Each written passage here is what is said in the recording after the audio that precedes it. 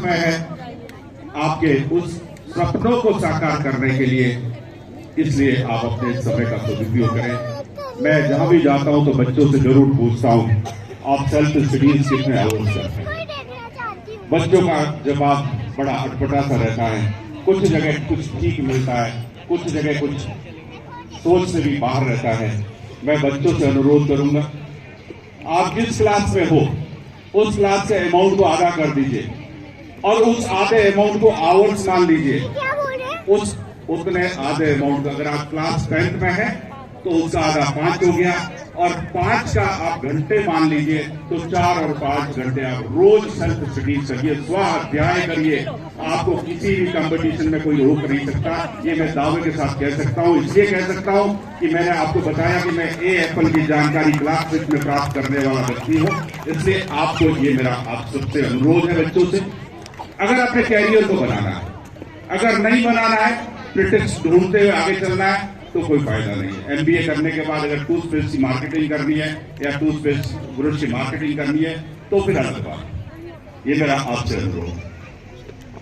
अगर अरुणिमा सिन्हा एक टांग से एवरेस्ट पर फतेह अपना तिरंगा, एक टांग से हमारा देश की शान तिरंगा लहरा सकती है, अगर वो दुनिया के 4 और पर्वतों पर तिरंगा लहरा सकती है, अगर भावना, मोहाना और अवनी फाइटर जेट उड़ाने वाली देश की 3 सर्वप्रथम बेटियां फाइटर जेट उड़ाने वाली बनती है और उनमें से भी उस 2500 किलोमीटर की पर आवर की स्पीड वाले फाइटर जेट को उड़ाते हुए अवनी ने अपना नाम उसके स्मॉक से लिख दिया, अवनी चतुर्वेदी। तो मेरे बच्चों से अनुरोध है, आपके अंदर भी वो शक्ति विद्यमान है, उस शक्ति को आप उजागर करिए और उसके लिए टीचर्स भी सहयोग करें, पेरेंट्स भी सहयोग करें, तब ये शक्ति का आभास आपको प्राप्त होगा। अगर एक चाय बेचने वाला आदमी देश का प्रधानमंत्री बन सकता है, हमारा डेमोक्रेटिक सिस्टम इतना मजबूत है। अगर एक नाविक का बेटा मिसाइल मैन, विश्व का मिसाइल मैन और देश का सबसे लोकप्रिय राष्ट्रपति बन सकता है, अगर हमारे देश की शक्ति में एक मयूरभंज में ट्राइबल परिवार में पैदा होने वाली, उस गरीबी की हालत में जीने वाली बेटी और संघर्षपूर्ण जीवन जीने के बाद देश के राष्ट्रपति के पद को सुशोभित कर सकती है, तो बच्चों आप भी कर सकते हैं। परंतु आपकी शक्ति का जो परिचय है वो आप आज दे सकते हैं। मेरा आप सबसे यही अनुरोध है, यही अपील है। मेरी दूसरी अपील बच्चों से यह है, ये स्क्रीन है, पेरेंट्स भी शायद देख रहे होंगे सब, इस स्क्रीन से ज्यादा दोस्ती मत करिए। सुन रही क्या? गूगल बाबा आपको इंफॉर्मेशन दे सकता है, आपको ज्ञान नहीं दे सकता, आपको चेतना नहीं दे सकता। इसलिए मेरा आपसे अनुरोध है कि स्क्रीन से उतनी ही दोस्ती करिए जितनी आपको जरूरत है, उसके अलावा स्क्रीन से दूर रहें। जो बच्चे पढ़ाई लिखाई में थोड़ा सा अपने आप को भटकाते हैं, अपने आप को अपने स्वास्थ्य के प्रति ध्यान नहीं देते, उनके लिए फिर बड़ी मुश्किलात खड़ी होती हैं।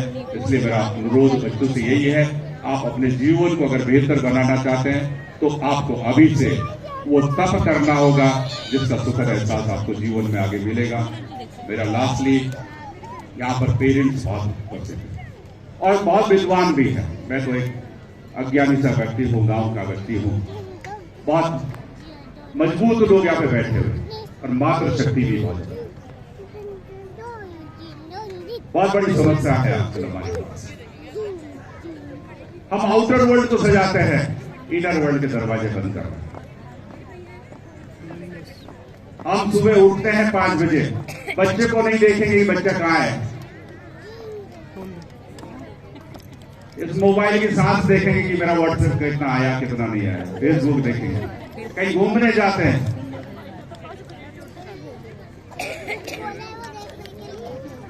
फोटो लीजिए, वीडियो बनाइए, सब कुछ संग्रहित करिए। यात्रा पूरी होती नहीं उससे पहले फेसबुक और व्हाट्सएप पूरा हो जाता है, इंस्टाग्राम और बाकी क्या क्या जो। मेरा सबसे अनुरोध है, अगर आप डिस्करेज करेंगे बच्चे भी उसको अपनाएंगे। अगर आप बच्चों को संस्कार ट्रांसफर करेंगे, अगर आप बच्चों को संस्कृति और सभ्यता और उस देवभूमि के उस इबादत को लेकर आगे बढ़ेंगे जिसमें कि ऋग्वेद में भी देवभूमि के हिमालयी परिक्षेत्र के बारे में मनीषी और देवताओं की भूमि का संज्ञा दी गई है, तो अगर आप वो चीज ट्रांसफर करेंगे तो निश्चित है आपकी अभिलाषाएं पूर्ण होंगी। आप जो चाहते हो बच्चों से वो करा पाएंगे। परंतु अगर हम उस आउटर वर्ल्ड को सजाएंगे और इनर वर्ल्ड के दरवाजे बंद करेंगे तो निश्चित है कि एक दिन हम उस आउटर वर्ल्ड में ही रह जाएंगे और इनर वर्ल्ड कभी सुधरेगा नहीं। मेरे आप सबसे यही अपील है। सूरदास जन्मांध थे, परंतु भगवान से इतना कनेक्शन था कि भगवान के बारे में सब कुछ रचना रच दी, और जबकि वो अंधे थे, जन्म से अंधे थे। कनेक्शन बहुत जरूरी है। आप अपने बच्चों को अपने उस पहाड़ से और यहां तक की यात्रा और जो और यात्रा है उसके बारे में जरूर बताएं। एटलीस्ट 3 पीढ़ी के बारे में जरूर बताएं। बच्चों को भी सीखना चाहिए। ये मेरी आपसे अपील है, क्योंकि मैं कोई आपको ज्ञान देने नहीं आया हूं, मैं आपके परिवार का सदस्य हूं। बहुत संघर्ष देखा है, बहुत कठिन दौर देखा है। उस कठिन दौर की एक ही निराकरण की चेतना निकलती है कि अगर हम अपनी संस्कृति, अपनी सभ्यता से नहीं जुड़ेंगे और अपने संस्कार को आगे ट्रांसफर नहीं करेंगे तो समाज विकृत होता चला जाएगा। मेरी तरफ से आप सबसे यही अपील है। अगर हम युगों के कालखंड की बात करते हैं तो सतयुग 17,28,000 वर्षों का था। उसमें 100% सत्य था, परंतु उस समय भी हिरण्यकश्यप जैसे दुराचारी लोग थे। उसके बाद त्रेता की बात करते हैं, 12,96,000 वर्षों का था। रावण जैसे बुद्धिमान और मजबूत व्यक्ति, परंतु किस तरह का अनफेयर और दुराचार भावना आने पर जो है उसने माता सीता का हरण किया और फिर अंत मुक्ति का रास्ता मिला। भगवान राम ने उनको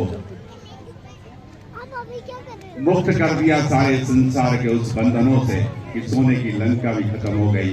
और फिर द्वापर की बात करते हैं, 8,64,000 वर्षों, और 8,64,000 वर्षों के दौरान जब द्वापर के अंत समय में पूरा संसार त्राही त्राही मचा रहा था, पूरे पापियों से पूरा भरा पड़ा था और पूरे लोग किसी भी तरह से किसी को जीने के लिए कोई स्थान नहीं छोड़ते, जबकि द्वापर में 50% सत्य था और 50% परहेज था।